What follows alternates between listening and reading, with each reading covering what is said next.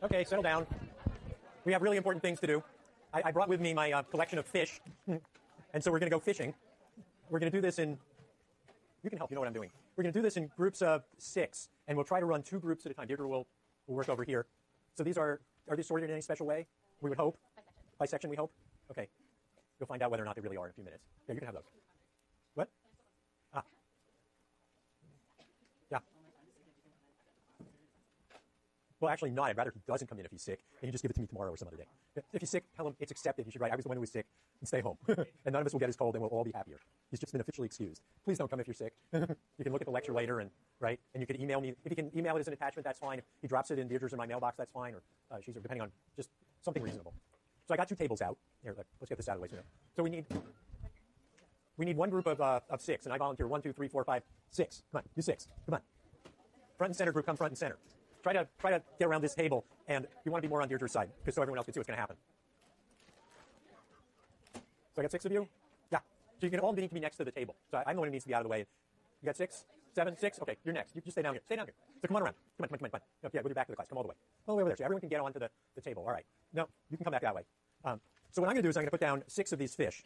1, 2, 3, 4, 5. There's 6 fish. And these are magical fish because in 1 minute, before your very eyes, they double in number. That's a fabulous growth rate. 100% in a minute. These are, well, fisher persons or fishers. And they may, at their discretion, either, here, take that, Deirdre. They could stand here politely, for a minute, in which case this will double. Or one of them might just reach your hand in and take them all. Right now. And so, right, yeah, that's right. There we go. And so, when I say go, you have a minute. We'll see how you behave. You want to stand up close to the table in case someone else starts to grab. You want to be able to get your share. All right, ready? Go.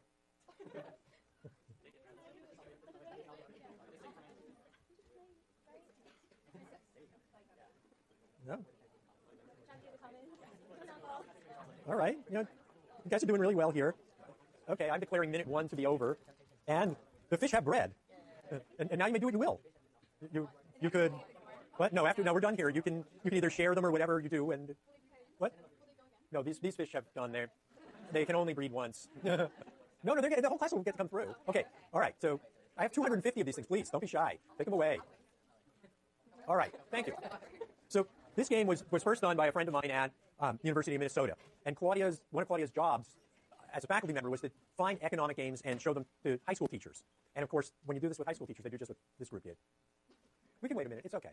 And then at the end of the minute, they gently share them and sit down. But I think we might see some more raucous behaviors. My idea is we're going to run 2 groups at a time. We'll do groups of 6, and everyone gets a chance, and we'll see how many go cooperative and how many go crabby. All right? So you're going to run them over here, and I'll run them over here. So come on, we need 12 people. Come on. Don't be shy. And once you get off, don't sit back down because we'll run through it pretty quickly. 4, 5. We need 1 more person here. Okay, you're in. All right, ready, set, go. Up to you. You can take them or not. You can take them all or not. Oh, it's cooperative. I've never seen such a cooperative set of people.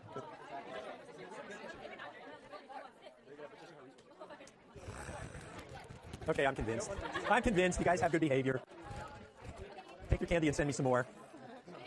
Everyone have enough? Yeah? Okay. Okay, fine. You got 2? Oh, sure. Come on, 6 more.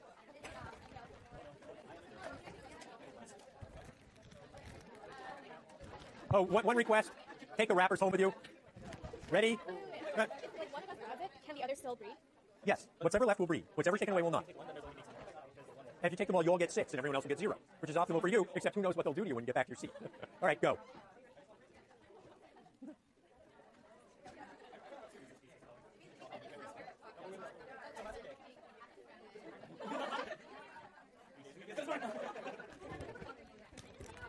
I declare a minute to be over.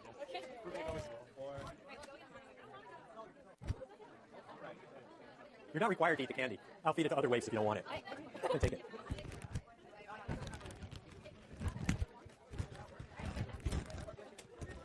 Ooh.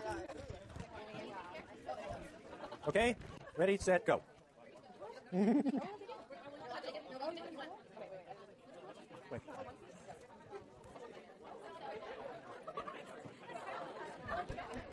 It's the most cooperative groups I have ever met.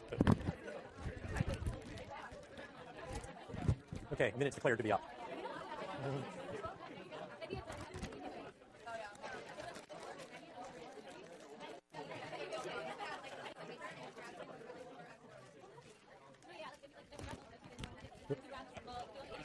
Yeah, still, if that's what you want to do, but I'd be careful. Some of these people have sharp claws and they'll get you later.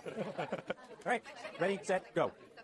I would not. Ah, the first non-cooperative group. Consolation prizes. I think I have enough. There you go. You got one?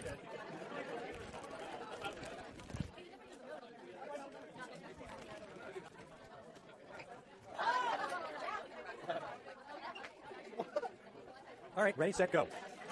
Ah! Okay, consolation prizes. Consolation prizes one. Everyone done it?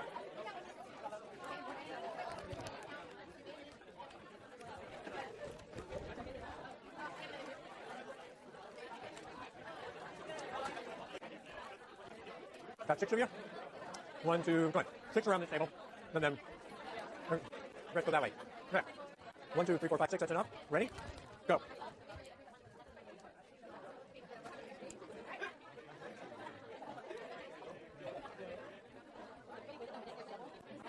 Nope. Yeah. That's long enough. You guys have patience. Oh, you take 1. Oh, all right. So I have to put down 5. 3. Split them up however you do, but it's not my problem. Welcome. Anyone else? No, but we can just throw chocolate. Here. What's your name? Hey, what's your name? Go, for your friend.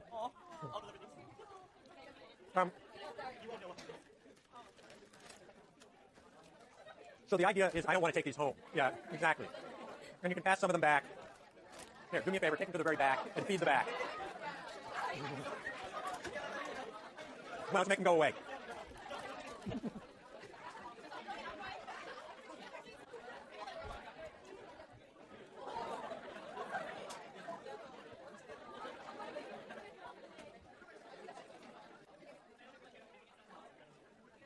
All right, so I guess the subsidence in the yelling means that the chocolates have been consumed. We do have one social responsibility here, and that's to leave the classroom the way we found it. Leave no trace, okay? So look around, make sure that none of them fell on the floor, because if they fall on the floor and they get squashed, it takes forever for the custodians to get them out, and you'll be sitting in a pile of ants by the end of the term. So really, take a look around you, make sure your wrappers are going home with you, and that we have no remaining chocolates. So I want to see hands for everyone who is a grabber. You're the minority in this class. Let's see hands. Hi. Okay. It's hard to tell. Is there anything in common among all of them that you can see? Any visible traces? I mean, they're not all guys. They're not all girls. I'm just missing it. There's no. I don't see anything in common. But in this class, we have a very small percentage. I mean, I played the game in the same class, and I've had 100% grabbers. Not a single one went off. I think it depends on the first. If instead of you, I had picked back in there, it was a little grabbier, I think it would have set a different tone. And so maybe I'll try this next time by looking to pick whoever I think is most aggressive and least social.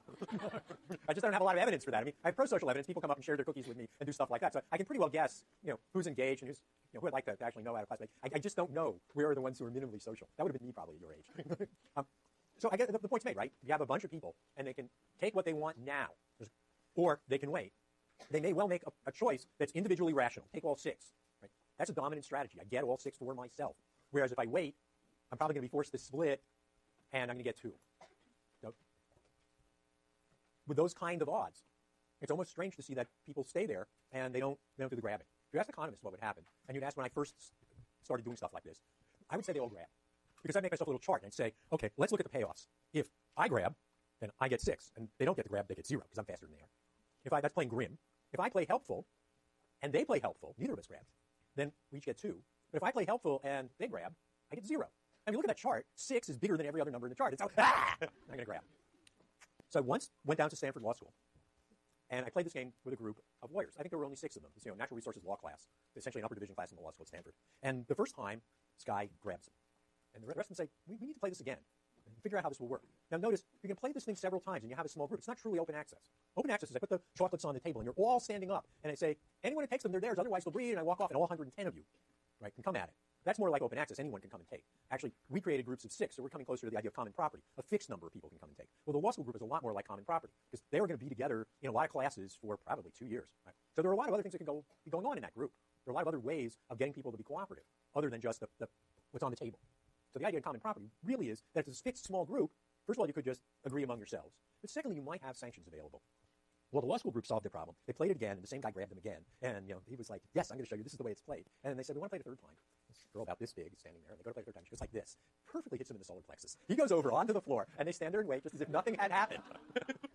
And then, they split up their games. And that was an extremely good illustration of what happens in a small group. There are things going on that are not in the game I described. I just described the game where I play grim or I play helpful, right? And I get 6 candies, 2 candies, or no candies, depending on what I play and what the other members of the group play. But when you expand the game and realize, there could be payments outside of that. For instance, if you play grim, you could be leveled with a beautiful back elbow into the solar plexus, right? Then the game gets bigger, and it gets much easier to get people cooperating. And although that's a rather stark version of it, Elinor Ostrom, who was a Nobel laureate and died recently, Lynn was very interested in the common property aspect and how people could work together to solve the open access problem. That was Lynn's contribution.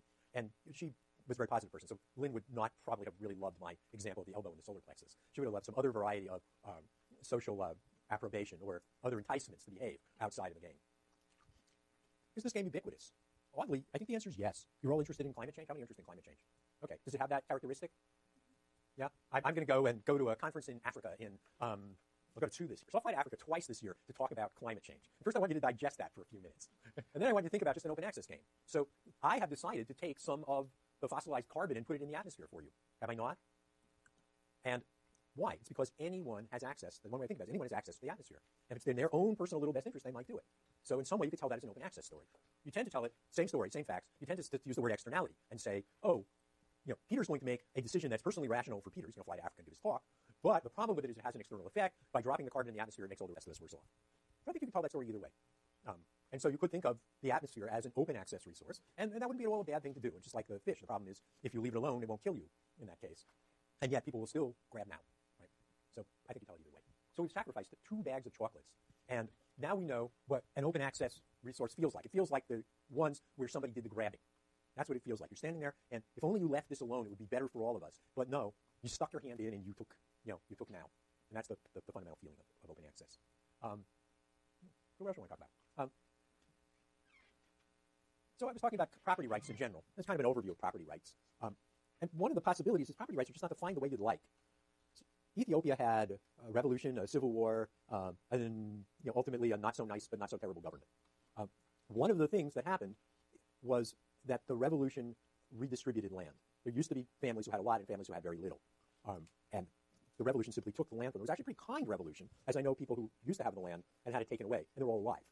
So when they came and said, it's not your land anymore, you said, I understand, I'll do something else for a living. You lived. If you said, I'm going to defend it until I'm dead, they said, okay, we can do that for you. So as those things go, it was pretty nice. Then the government had all this land and had to decide what you're going to do. And what they decided was that people would get land, but they really wouldn't own it. They would own their houses. So the individual who was going to stay on the land forever is probably not so bad off. You get this plot of land. Anything you build on the land is yours. If it gets reallocated away from you, they have to pay you for all the stuff you built on it, for the trees you planted and all the rest of it. So it's not so terrible, but you can't sell it. So you can't go to high school and say, wow, chemistry. Who knew? What fun. I don't want to grow TAFE on a fraction of a hectare anymore. I want to go to the big city and work for a pharmaceutical company. I'm out of here. Well, you can say that if you want, but you give up the land.